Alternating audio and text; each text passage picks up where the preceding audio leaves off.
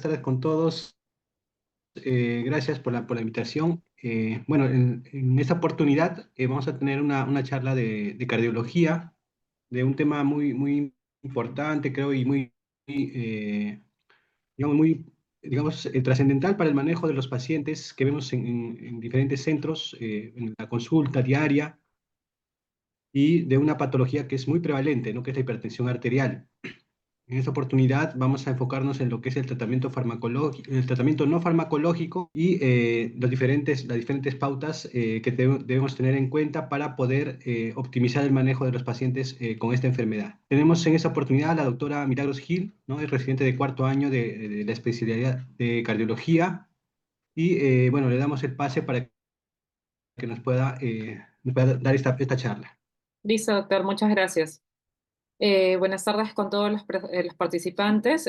Como mencionó el doctor, soy la doctora Milagros Gil, R4 de Cardiología. El tema que voy a compartir con ustedes es sobre tratamiento no farmacológico en hipertensión arterial. Este es un tema muchas veces dejado de lado, sobre todo en primer nivel de atención, en segundo nivel de atención, incluso también, cuando debería ser algo en lo que deberíamos trabajar conjuntamente con las terapias farmacológicas, ¿no? Ya que se ha visto y hay evidencia que demuestra la utilidad en la reducción y el manejo adecuado de la hipertensión arterial e incluso para prevenir la misma.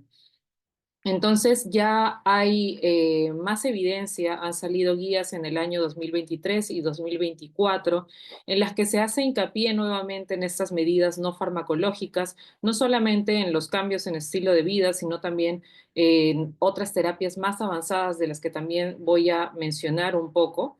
Ya casi al final de la exposición, para saber también cuándo referir a un paciente, ¿no? A un centro más avanzado o cuando pensemos en que necesite una terapia más avanzada y específica. Entonces, el tratamiento no farmacológico inicialmente se basa en los cambios en los estilos de vida. ¿Esto para qué? Como mencioné, para prevenir o retrasar la aparición de la hipertensión arterial, reducir los valores elevados de la misma por ejemplo, en un paciente que ya tenga un diagnóstico como tal de hipertensión arterial y asimismo o consecuentemente disminuir el aumento asociado del riesgo cardiovascular.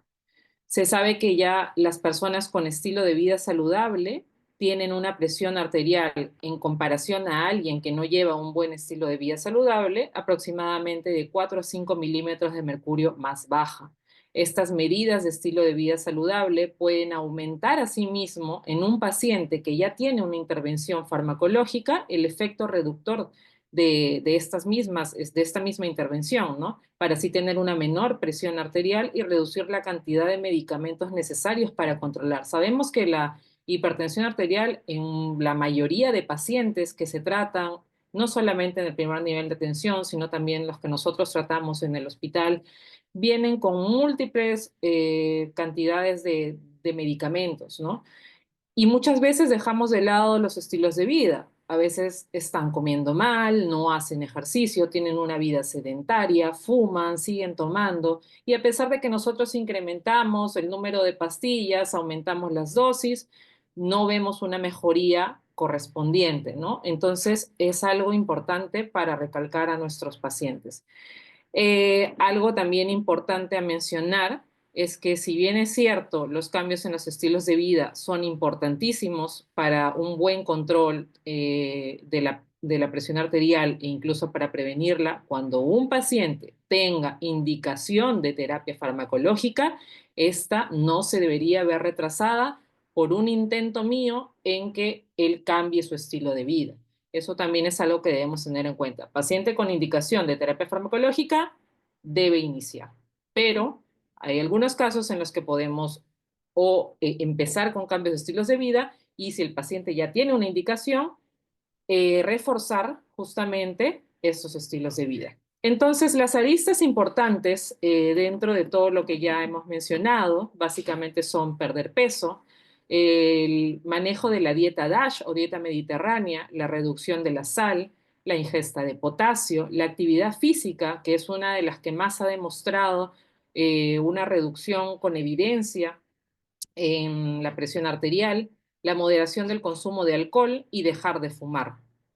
Entonces vamos a ir viendo uno por uno estas aristas, qué evidencias tenemos y qué tanto nos podría ayudar en realidad para un buen control de la presión arterial. Vemos este gráfico que es de la última guía que salió en el año 2024 del manejo de presión arterial, en la que todas en realidad las aristas que hemos mencionado van a conllevar a una reducción de la presión arterial y consecuentemente a la reducción del riesgo cardiovascular. Hay una de ellas que es evitar el tabaco o no fumar, que tiene una relación directa con la reducción del riesgo cardiovascular porque ya va por encima de todo, de no solamente la reducción de la presión arterial, sino que también es importante directamente para la reducción del riesgo cardiovascular, que al final es el objetivo de todo esto. Respecto a la pérdida de peso, el sobrepeso y la obesidad están directamente relacionados con hipertensión arterial. Es por eso que se recomienda una combinación de una dieta baja en calorías acompañada de ejercicio, que es otra de las aristas, la actividad física. Pero en conclusión o conjuntamente hablamos de una pérdida de peso. Ahora, un paciente que tiene pérdidas y recuperaciones bruscas secuenciales del peso afectan negativamente a la presión arterial. Incluso, o sea, si un paciente tiene una pérdida brusca de peso, no es que sea algo beneficioso para él, sino que el riesgo cardiovascular se va a ver aumentado incluso y el perfil metabólico alterado contrariamente a lo que podríamos creer, ¿no? El uso de ya los agonistas de receptor de GLP-1, que son medicamentos ya en la actualidad ampliamente estudiados, que ya se están introduciendo al mercado, que ya se están utilizando, ya también se ha visto que reducen el peso corporal con una buena evidencia y respecto a la presión arterial, que sí también tiene efecto, reduciendo unos pocos milímetros de mercurio, favorable sobre todo en el grupo de pacientes con diabetes y obesidad. Y respecto a la cirugía bariátrica, es una estrategia eficaz, más duradera, pero teniendo en cuenta que es para un grupo de pacientes seleccionados en quienes todas las medidas previas, sean farmacológicas, sean de cambios de estilo de vida, hayan fracasado. No es algo que vayamos a recomendar pues de manera rutinaria a todos los pacientes con obesidad, claro está. Respecto a la reducción de sal, hay que tener en cuenta primero la asociación de que 2 gramos de sodio equivale a 5 gramos de sal o cloruro de sodio. Entonces, la asociación entre el alto consumo de sodio y el aumento de la presión arterial en la población en general, en los pacientes hipertensos, es algo real, es algo que no debemos dejar de lado. La restricción de la ingesta de sodio reduce la presión arterial con hipertensión arterial resistente y reduce la cantidad de medicamentos necesarios para lograr controlarla. Una restricción de ingesta de sodio a menos de 100 milimoles, que justamente va a equivaler a 5,8 gramos de sal, ¿no? Esta equivalencia, que es la recomendación, menor a 2 gramos de sal al día, resultan en una reducción promedio de aproximadamente 5 milímetros de mercurio de la presión sistólica y 2 de la diastólica en pacientes con hipertensión. Parece poco, pero en realidad en un paciente que debemos nosotros lograr metas acompañadas de otras aristas es algo que es significativo y no deberíamos dejar de lado. Sustitutos de sal, se recomienda su uso en adultos con hipertensión también, ya que es muchas veces difícil por la misma dieta de los pacientes, sobre todo en nuestro contexto, que ellos abandonen bruscamente la sal, ¿no? Ahora, no es algo que deberíamos ser muy estrictos con los pacientes. Probablemente no existe una evidencia sumamente fuerte que nos haga hacerlo, pero sí es algo para tener en cuenta en combinación con todas las otras medidas que se están mencionando. En cuanto al aumento de la ingesta de potasio, este es deseable para lograr un nivel de presión más bajo, pero evitando siempre una ingesta excesiva, ya que sabemos que hay efectos adversos de tener niveles de potasio elevados en sangre.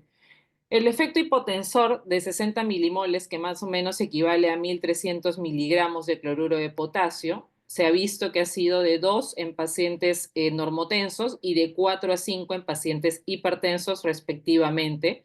Se prefieren dietas ricas en potasio en lugar al uso de suplementación con potasio a través de píldoras. ¿Esto por qué? Porque es algo, una medida más natural y así evita los efectos adversos de yo suplementar a alguien con una píldora de cloruro de potasio. No voy a poder controlar y de repente el potasio se va a disparar más y teniendo así efectos adversos, teniendo en cuenta que la mayoría de nuestros pacientes tienen otras comorbilidades que también puede verse alterado. Buenas fuentes de potasio, las frutas y verduras, así como productos bajos en grasa, lácteos bajos en grasa, pescados y carnes seleccionadas, que no tengan mucha grasa, nueces y productos de soya. Y para poder hacer un cálculo o saber qué recomendarles a nuestros pacientes, de 4 a 5 porciones de frutas y verduras generalmente proporcionan este objetivo que va de 1500 a incluso más de 3000 miligramos de potasio, solamente con dieta, sin necesidad de suplementación con píldora. Respecto a la actividad física, que era algo que mencionábamos como una de las aristas principales, ¿no? ¿Y por qué? Porque hay una relación inversa entre la incidencia de hipertensión y los niveles habituales de actividad física. Si yo hago más actividad física, voy a tener una presión más baja. Si llevo una vida más sedentaria, la presión se me va a incrementar. El nivel mínimo recomendado de actividad física, hablando de una actividad física moderada, es de 150 minutos por semana. No va a ser lo mismo, evidentemente, si tenemos a una persona que hace actividad física vigorosa, lo cual no es muy común en nuestro medio, sobre todo hablando pues de un grupo etario de adultos mayores, que son la mayoría que presentan hipertensión arterial. No siempre vamos a tener a muchos que hagan realidad vigorosa, pero hay que tener en cuenta de que en cuanto a actividad vigorosa, se recomienda 15 minutos por semana de actividad vigorosa, ¿no? El efecto reductor de la presión arterial del ejercicio estructurado se basa en el ejercicio aeróbico dinámico. Las reducciones van a ser independientemente de la edad, del sexo, del origen étnico, y las reducciones medias de la presión arterial sistólica que se han visto con evidencia son de 2 a 4 en pacientes normotensos y de 5 a 8 en pacientes hipertensos. Vemos que tenemos, a comparación de las medidas que ya hemos mencionado, un mayor impacto, sobre todo en pacientes hipertensos, para la reducción de la presión arterial sistólica. Se recomienda el ejercicio aeróbico de intensidad moderada, que era lo que habíamos visto, de 150 minutos por semana, y esto se ha visto para prevenir y tratar la hipertensión. No solamente hablamos acá del tratamiento, sino también de medidas para prevenir la aparición de hipertensión arterial.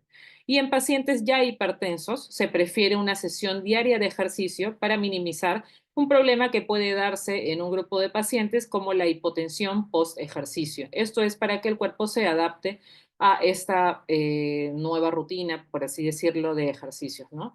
Y esto se ve complementado con un gráfico que salió en la guía del año 2024 de hipertensión arterial, la guía europea, en la que nos recalcan nuevamente, al igual que la guía previa, el ejercicio aeróbico de al menos 150 minutos por semana de actividad moderada o de 15 minutos semana de actividad vigorosa.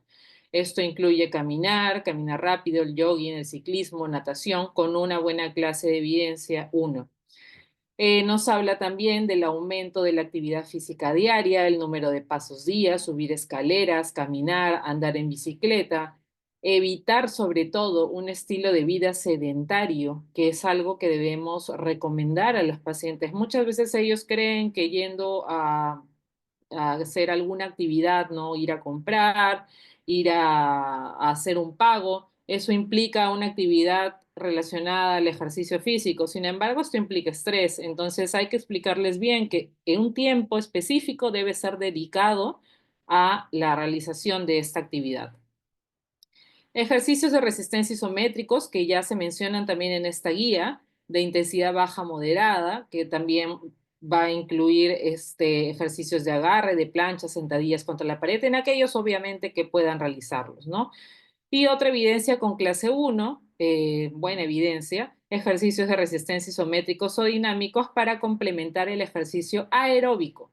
Es decir, ya no solamente hablamos del ejercicio aeróbico que nos mencionaba la guía del 2023, sino también hablamos de complementar con ejercicios de resistencia isométricos o dinámicos 2 a 3 veces por semana. Y estos pueden incluir ejercicios que impliquen grandes grupos musculares, intensidad de baja a moderada, esos que son repeticiones tipo sentadillas, flexiones, lagartijas, dependiendo también de la condición física del paciente.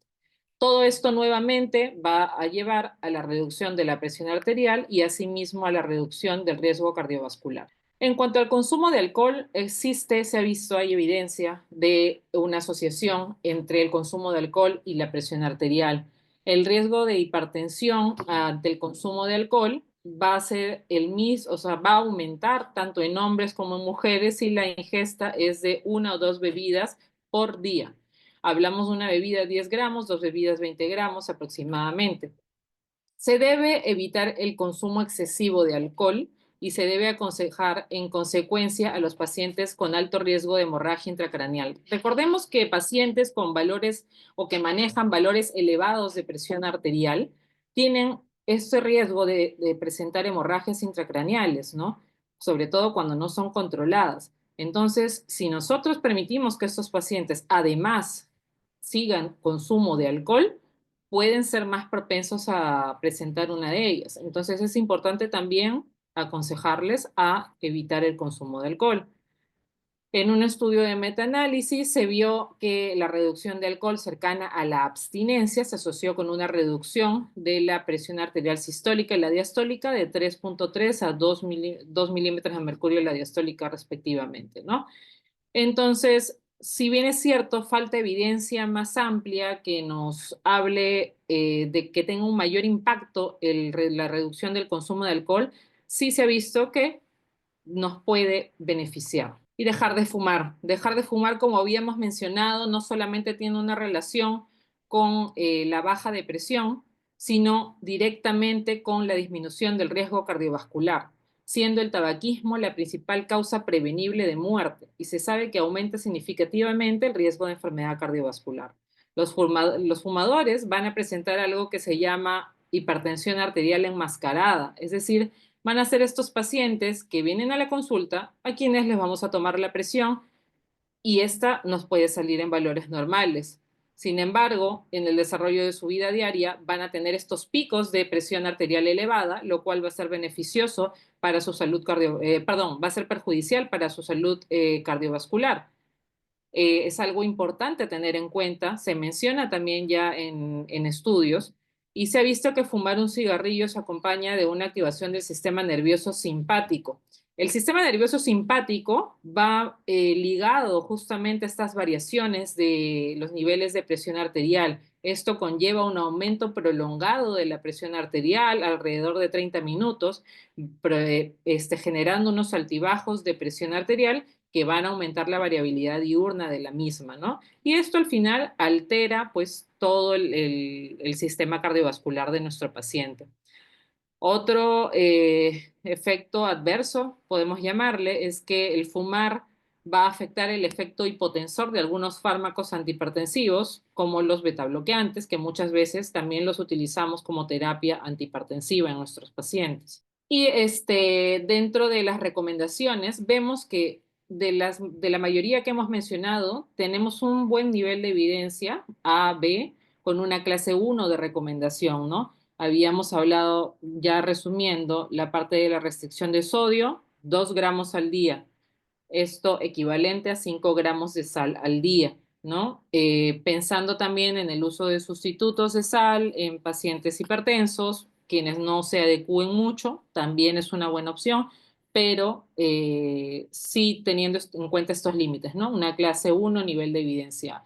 Respecto al ejercicio, que ya habíamos mencionado ampliamente, el ejercicio aeróbico, ahora se agrega también el ejercicio isométrico, con un nivel de evidencia A también, recomendación tipo 1. En cuanto a la pérdida de peso, mantener un IMC entre 20 a 25, se habla también de la circunferencia de cintura, que también va ligado con el riesgo cardiovascular, menor a 94 en hombres, menor a 80 en mujeres, con una recomendación 1A. Adoptar una dieta sana, equilibrada, como la dieta mediterránea o dieta DASH, para ayudar a reducir la presión arterial. Esto implica básicamente el consumo bajo en sodio y también el consumo de potasio, que también se ve en las recomendaciones. Algo que no habíamos hablado, pero que también está dentro de estas recomendaciones con un menor nivel de evidencia tipo B, es la restricción del consumo de azúcares libres, sobre todo bebidas azucaradas, ¿no? Un máximo de 10% de la ingesta diaria de energía. disuadir el consumo de bebidas endulzadas como los refrescos, zumos de frutas, y se recomienda, ya como habíamos mencionado, y esto es algo sumamente importante no solo para el manejo de presión arterial, sino para disminuir el riesgo cardiovascular, el dejar de fumar. Dos recomendaciones con una menor clase de recomendación y menor nivel de evidencia es aquellos pacientes, bueno, en este caso hipertensos, sin enfermedad renal, de moderada avanzada y con consumo diario elevado de sodio, se debe considerar un aumento de potasio un poco más restringido a través de la sustitución del sodio con sal enriquecida. Esto porque sabemos que estos pacientes pueden tener una elevación del potasio, ¿no? Y en pacientes ya con enfermedad renal crónica que tengan fármacos ahorradores de potasio, como algunos diuréticos o también yecas o aras, aquellos que todavía no llegan a un estadio crítico de la enfermedad renal, se debe considerar la monitorización de los niveles de potasio si es que nosotros le recomendamos en la dieta el consumo de potasio, lógicamente, porque van a tender a elevar los valores de potasio sanguíneos. Y un tema ya fuera de los cambios de estilo de vida, que también es importante mencionar, saber sobre todo, porque así vamos a saber cuándo debemos quizás pensar en referir al paciente para algún tipo de intervención más que lo pueda ayudar, cuando hemos visto que la terapia farmacológica acompañada de unos buenos estilos de vida no resulta en el objetivo de mantener una presión arterial por debajo de 140/90, no logramos los objetivos, tenemos un paciente que sigue con presiones elevadas. ¿Tenemos alguna opción más? Pues en realidad la guía nos habla que sí, en pacientes con hipertensión arterial resistente, existe un tratamiento basado en dispositivos, ¿no? Principalmente son tres: la denervación renal, la estimulación con varoreceptores carotídeos y otros dispositivos. Los voy a mencionar muy brevemente solamente para tener conocimiento y saber que existen, saber que podemos derivar a nuestros pacientes en vez de ya quizás hacer un uso inadecuado de fármacos cuando no van a funcionar más. La hipertensión arterial no solamente se va a ver afectada por los factores de estilo de vida, factores genéticos, ambientales, sino también van a haber algunos factores del sistema nervioso que van a regular justamente estos valores de presión arterial. En cuanto a la denervación renal, lo que ocurre aquí o en lo que se basa este tipo de terapia es que va a haber una señalización hiperactiva entre los riñones y el sistema nervioso simpático. Esto genera una hiperactividad simpática de la hipertensión arterial resistente. Es aquí que ayuda la denervación renal. Estos dispositivos están basados en catéteres endovasculares mínimamente invasivos, reducen la actividad simpática renal y de todo el cuerpo en los seres humanos, y se ha visto una relación limitada entre la reducción de la actividad simpática dependiente de la denervación renal, medida por microneurografía, y la reducción de presión arterial. Entonces, básicamente es anular estos receptores simpáticos para nosotros poder lograr una disminución de la presión arterial. En cuanto a la estimulación de varoreceptores carotídeos, estos varoreceptores están localizados en el seno carotídeo y en el arco aórtico, ¿no? Y se encargan de la regulación de la presión arterial a corto y a largo plazo. En la hipertensión arterial resistente se usa o se plantea el uso de estos dispositivos que son similares a un marcapasos, son implantes de nitinol autoexpandible y trabajan a través de la neuromodulación varorrefleja. Lo que van a generar va a ser una reducción de la actividad nerviosa simpática en pacientes hipertensos y un efecto inhibidor simpático en pacientes con insuficiencia cardíaca. O sea, no solamente tratamos a los pacientes con hipertensión arterial, sino que también podría tener un beneficio en aquellos pacientes con insuficiencia cardíaca que uno de los ejes es la inhibición del sistema simpático. Hay estudios que ya nos hablan del beneficio que podemos tener de estos tratamientos, ¿no? Sobre todo la activación varorrefleja, cuyo objetivo fue determinar el efecto de esta terapia de activación varorrefleja sobre la presión arterial sistólica en pacientes con hipertensión resistente, y que se concluyó que aquellos que lograron una presión arterial sistólica de menos de 140 produjeron una diferencia significativa entre los grupos. Y a largo plazo, puede ser una forma segura para reducir la presión arterial sistólica en este grupo de pacientes. Otro estudio que se basó en la amplificación barorrefleja endovascular, que buscó justamente valorar la seguridad y eficacia, concluyó que en pacientes también con hipertensión arterial resistente, la amplificación de barorreceptores endovasculares con un dispositivo llamado Mobius HD redujo sustancialmente la presión arterial con un perfil de seguridad aceptable. Otros tratamientos, el ROX Control HTN y el sistema moderato, que son ya, aún no se ha visto un beneficio o con una evidencia fuerte, pero que también buscan disminuir la presión arterial a través de estos dispositivos, ¿no? Por ejemplo, el dispositivo acoplador ROX o ROX Medical, para pacientes con hipertensión arterial resistente, buscan disminuir la resistencia vascular periférica, disminuyendo así la presión arterial en general. En el otro sistema moderato, se basa en un acortamiento del intervalo de acoplamiento auriculoventricular, perdón, y para producir o reducir un llenado del ventrículo izquierdo, cayendo así la presión arterial. Como mencioné, aún falta mayor evidencia, mayores estudios grandes en los que se pueda demostrar el beneficio de estos dispositivos.